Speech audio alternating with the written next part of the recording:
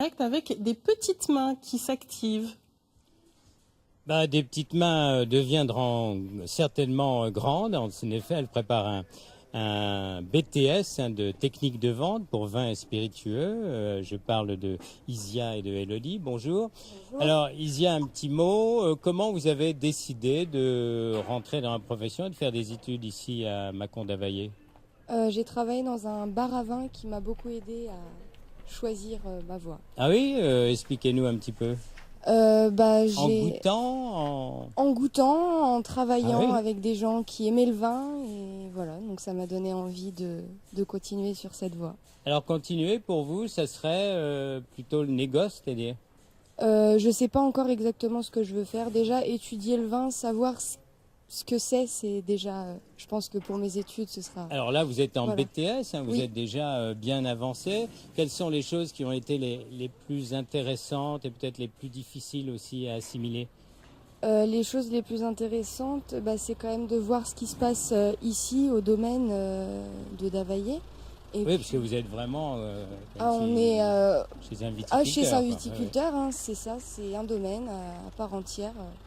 Voilà. Et puis il n'y a pas vraiment de mauvais côté au métier. Non, le côté est difficile parce que C'est difficile c'est physiquement. assez complexe aussi les vins, parce que vous apprenez aussi de tous les vins, pas seulement les vins ici. Oui. Je comprends pas. Là, vous apprenez à connaître. En fait, on vient de commencer, donc on Oui. n'a pas vraiment étudié beaucoup de choses encore. Voilà, mais on fait notre stage, on essaye de comprendre ce qu'est le produit, et voilà. D'accord. Et ensuite, donc, avec vous, Elodie, vous, comment vous êtes venu, vous êtes retrouvé ici? J'ai fait quelques stages dans la viticulture et c'est vrai que toute ma famille est passionnée pour le vin. Donc depuis que je suis toute petite, ils me font goûter, ils m'en parlent. Et puis les stages, ça a confirmé mon idée. Du coup, D'accord, quand vous dites des stages dans la viticulture, c'est-à-dire à l'époque, vous étiez où? j'étais en Haute-Savoie. D'accord. Et Isia, vous êtes où? Moi, je suis d'ici, D'accord, de la très bien. région. On continue avec vous. Donc, un choix, vous avez déjà un peu l'idée du profil, du métier que vous allez faire plus tard? Je sais pas exactement, j'aimerais bien me lancer dans l'import-export des vins ou faire à ce moment-là continuer sur des licences, des masters pour faire de l'œnologie pure. Mais D'accord. Alors J'ai donc, pas si j'ai d'idée bien précise. compris, l'œnologie pure, c'est pas tout de suite. Mais sur quoi vous travaillez? Vous avez commencé à travailler déjà? là, on commence sur le commerce, la négoce, on a des petites bases d'œnologie, on fait pas mal de petits trucs, ouais.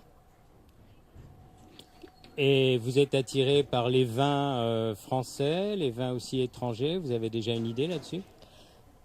Moi, j'ai une petite préférence pour les vins français quand même. D'accord. Bon, écoutez, je vais vous laisser terminer parce que vous êtes en train de décharger là, Ouais, c'est le ça. fruit de la cueillette. Et puis, nous, on continuera ce midi pour parler plus justement de vendange, de vin et de formation. À tout à l'heure.